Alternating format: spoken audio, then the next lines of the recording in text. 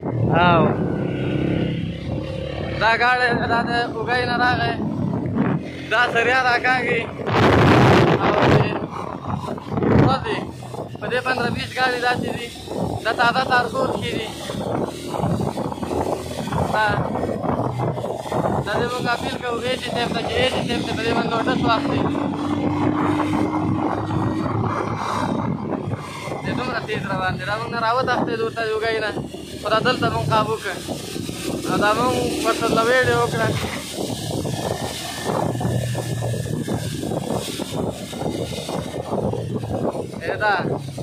دا سوداګي دی مخکې کتې